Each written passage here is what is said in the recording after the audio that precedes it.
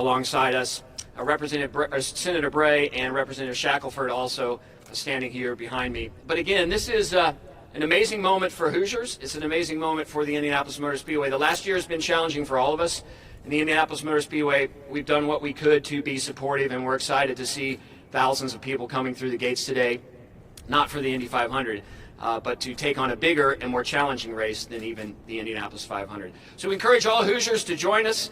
You get an opportunity to get that vaccine, please get it. Please continue to wear masks. We're 86 days away from the 105th running of the Indianapolis 500, and we hope to see many of you here. We're really encouraged with the way that things are going with our numbers in the state of Indiana, the availability of vaccine. Everything's looking good. The sun shines out. The state's going in the right direction, and we cannot wait to host people again here at the Indianapolis Motor Speedway as soon as we get this behind us. With that, I'm going to turn it over to the governor of the state of Indiana, Governor Holcomb.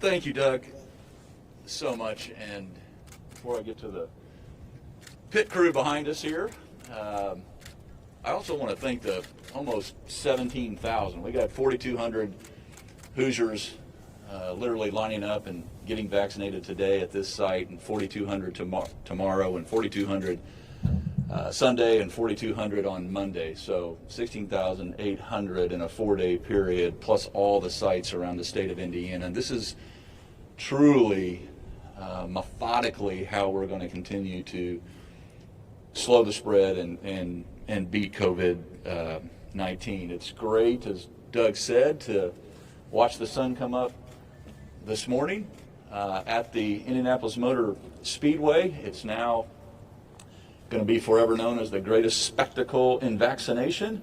At least that's what I'm texting my selfie photos around the country and around the world.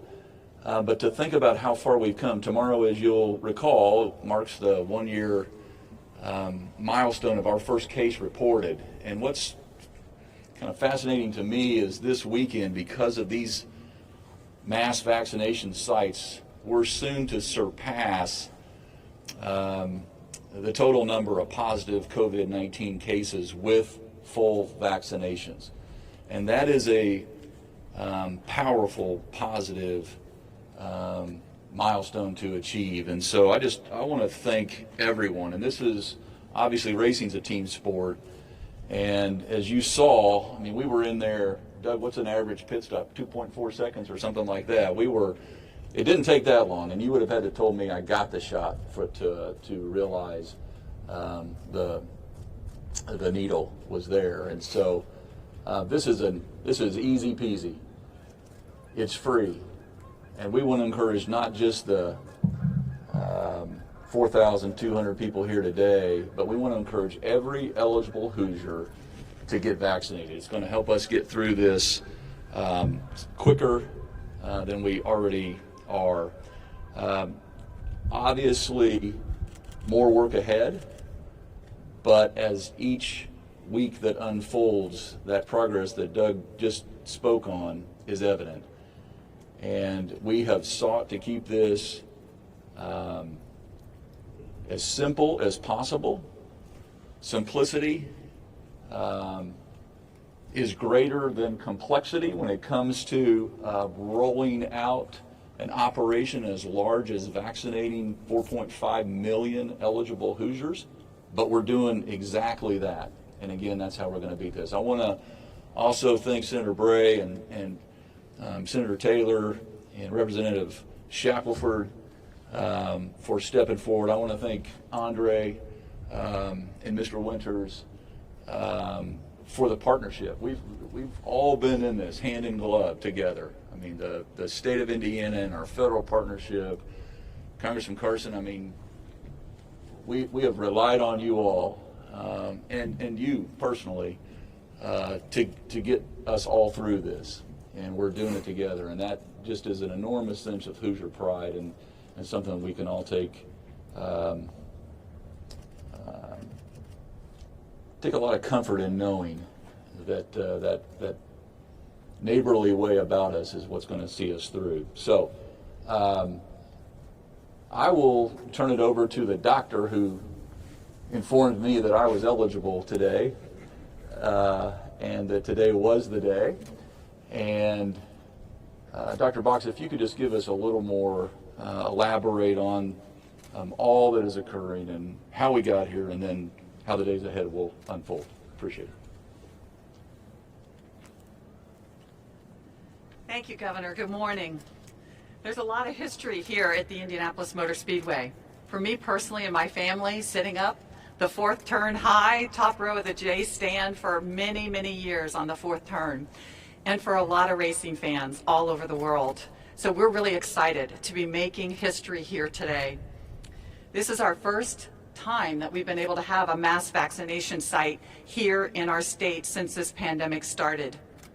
And I think it's fitting that we are here at this iconic site at this time where we mark a one-year history tomorrow of our first COVID positive case in the state of Indiana. Our team and teams all over the state of Indiana who have been responding to this pandemic, just like the Motor Speedway, have logged way too many miles to keep track of. But what I can say, we've been responding to this, is that there has been many heartbreaking moments.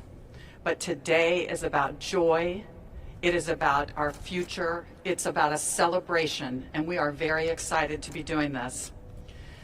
The response to this mass vaccination site has been incredible. We decided to open 3 days with 4,200 appointments, and within hours of decreasing our eligibility to 50 years old, we had every appointment taken up. So we decided, well, we'll add Monday, 4,200 more appointments, and before our comms team could even announce it, those appointments were already taken up. It just shows you how much this vaccine means to Hoosiers. But a response like this, an event like this, does not happen on its own. It's about partnership and collaboration to make this type of event happen. And I want to make sure that I take a moment to thank our partners in this.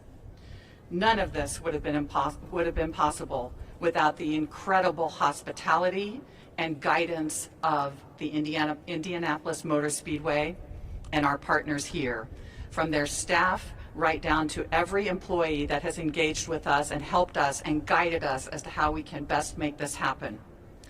Our Indiana National Guard, General Lyles, has been with us every step of the way for every part of this response. So we are so excited to have them here as a critical part of our vaccination team.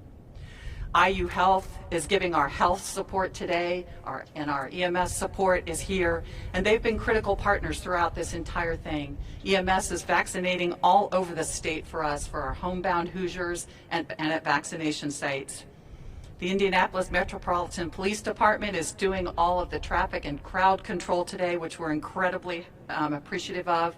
And Marion County Public Health Department is here. And Dr. Kane and her team have been the best public health partners possible throughout this. And I have to say, last but not least, our team at the Indiana Department of Health, who honestly for 1 year has worked 100% every day of the week to make sure that every Hoosier has the best opportunity to survive this pandemic in the best way possible.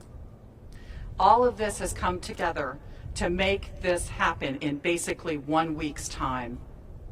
Come Monday night, nearly 17,000 Hoosiers will have received a vaccine here at this site that will help to prevent those serious consequences of having a COVID-19 infection and death.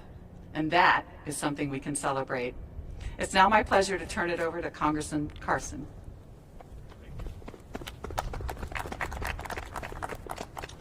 Thank you to Dr. Box, Senator Bray, Senator Taylor, Representative Shackelford, Governor Holcomb for your leadership through this crisis. The bipartisan group of public servants showing that Hoosiers are united in our fight against COVID-19. To Doug Bowles and the Indianapolis Motor Speedway for once again leading and becoming our state's first mass vaccination site. I'm very grateful to be here with my dad as he has received his COVID-19 vaccine. Like everyone else, he has dreams and hopes and goals that this pandemic has harmed.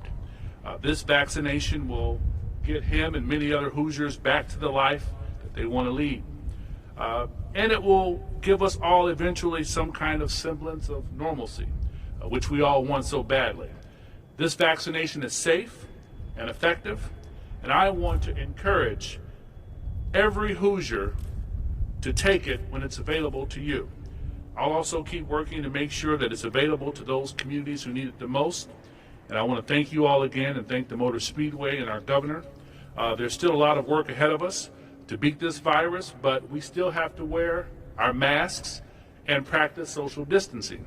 And even after we get our vaccinations, we'll have to do the same. But we now have more hope than ever during this crisis that better days are ahead. And I can't wait to get back to the Motor Speedway to have some fun again. So thank you all.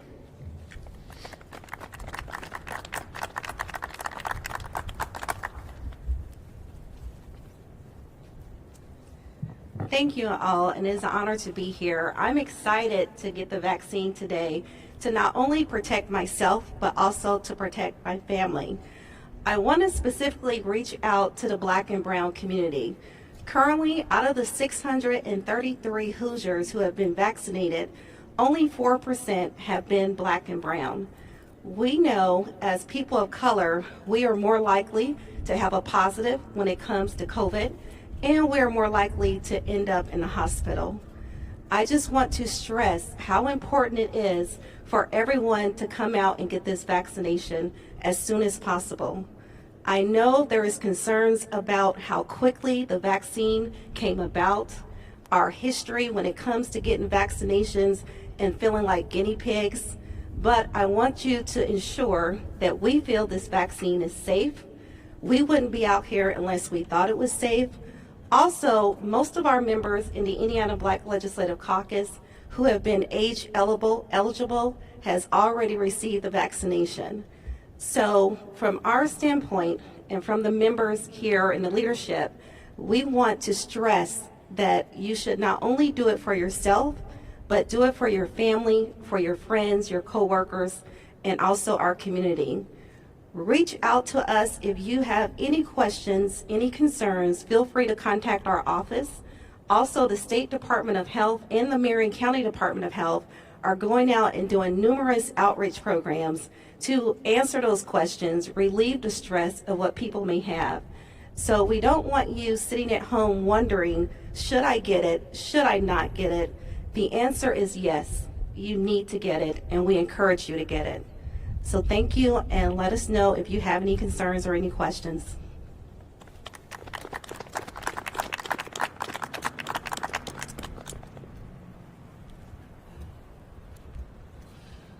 Thank you for having us here today.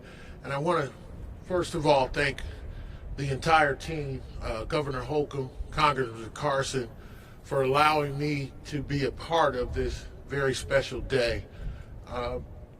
When we started down this path, I know there was a lot of anxiety. There was a lot of concern about where were we going to be a year ago. And what's encouraging to me as a legislator in Indiana General Assembly is that we've worked together in a bipartisan fashion with my colleagues across the aisle to make sure that we here in Indiana set an example for the rest of the country. And in doing so, I want to continue to encourage all communities of color, to go out and get vaccinated. I know that these are tough times, and I know that people struggle sometimes with the anxiety associated with the timeliness of these vaccinations. But again, to reemphasize what my colleague Robert Shackelford said today, please, it is safe, it's something you need to do, and will help everybody. So thank you for having me, and have a great day.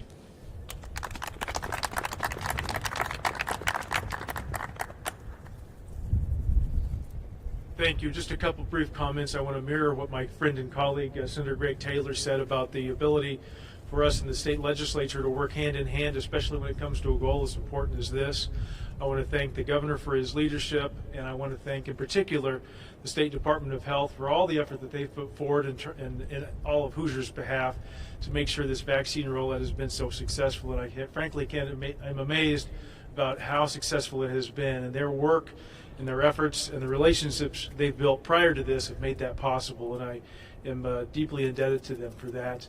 I also want to thank the Indianapolis Motor Speedway and Doug Bowles and the partnership that they've been willing to create with the state of Indiana, both for today and many other occasions in the past, and I'm sure in the future, because those partnerships across the state are what has made Indiana as successful as it has in this vaccination and many other efforts. So I was pleased to get my vaccination today. This vaccination is just one shot. It makes it very efficient, and I would encourage everybody across the state to think about coming to the Motor Speedway or any other site across the state and get this vaccination and help us move past this pandemic. Thank you for having me here today.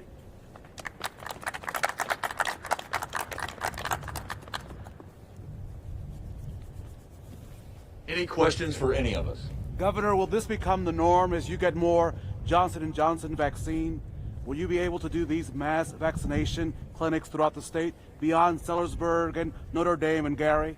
Yeah, we are looking. You want to tip your hand, Lindsay, or not? I mean, it's all supply driven. Look, we probably could have added another, fifth day here. But it's supply driven, and we want to make sure that we're methodically. We don't want to ever outrun our, kick our coverage. And so we'll continue to monitor it week by week by week, so that the state of Indiana continues to, like I always say, act very methodically, and that the public's expectations are aligned with reality. What we don't want to do is start making putting out directives that just don't end up being. And so if we seem cautious at times, we're optimistic. We can handle it. We can scale up as fast as the supply gets here. But this is a very efficient way. Now, obviously, this is the most, iconic. No one does a backdrop like the IMS, right? But this is like the most iconic place. So move over Eiffel Tower to get your vaccination. And a lot of people, I can't imagine, there'll be 17,000 selfies in the garage. Okay, so that's good. That draws people out. People are going to remember this for a lifetime, forever. And as Andre said, share stories about with Dad and what this day meant. But we will look to do mass sites because of that. There is a high level of interest, and because it's so efficient. And look, I mean, this is a happy place, right? I mean, this is a happy day. This is a happy occasion. Like Dr. Box said, this is joyful. So yeah, we want to do more, but it will only depend on the supply. Sir, did you want to let Dr. Weaver tip her hand and give us more information? I do. Dr. Weaver, would you mind tipping your hand? What Dr. Weaver's pretty excited about. I thought Dr. Weaver was going to do a Tony Kanaan and jump up on the fencing, and climb up. She was so excited about today, but. You don't have to tip your hand, but maybe you could just talk about tip your hand, ma'am. How the supply will dictate how we go forward. Thank you, Dr. Weaver. Thank you, Governor. Thanks for the question. Thank you, Governor. We are very excited about today. Our team has been planning for this, hoping for this for months, knowing that when we got the one-dose vaccine, this would be the perfect opportunity to do mass vaccination sites such as this. So absolutely, we are hopeful. We are hearing that the production is going to be ramping up. Expect more Johnson & Johnson here in the next several weeks or months, and we're absolutely looking to do more mass vaccination sites when we get that supply. Dr. Weaver,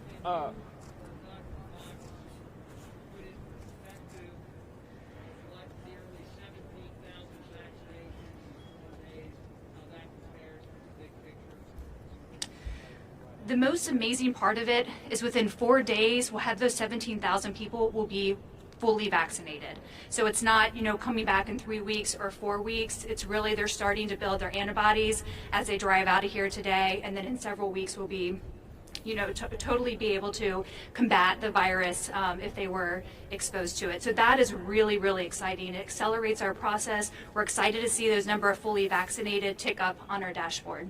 Dr. Weaver, a question for you. I know Knox County is looking to get 200 of the Johnson & Johnsons.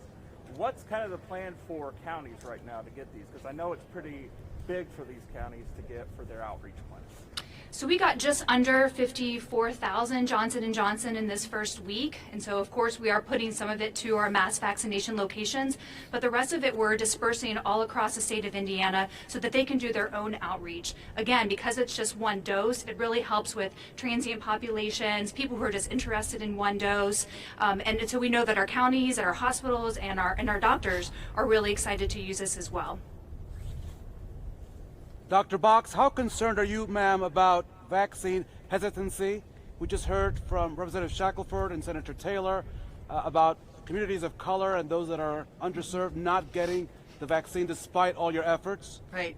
So long before we had the first vaccine, we've been talking about vaccine hesitancy in different populations. And we knew that our communities of color would be one communities that would significantly have vaccine hesitancy.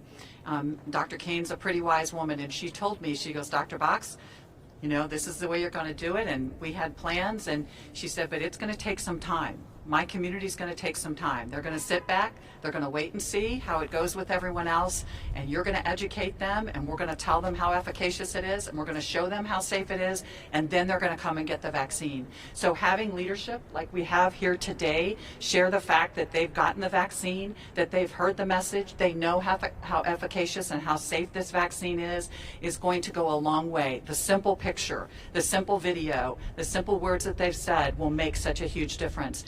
But in addition to that, we're out working with communities all over the state to train individuals that are trusted, maybe at the Latino Community Center, maybe at the African American Church, maybe at the Burmese Community Center. And we're training them with the same words about what we use to talk about efficacy, to talk about safety, to talk about side effects, and training them about how to actually sign people up for this vaccine, just like we have librarians all across the state. And we know that eventually that this is going to really catch on, and we're going to have more people taking the vaccine, which is where we need to be to get out of this pandemic.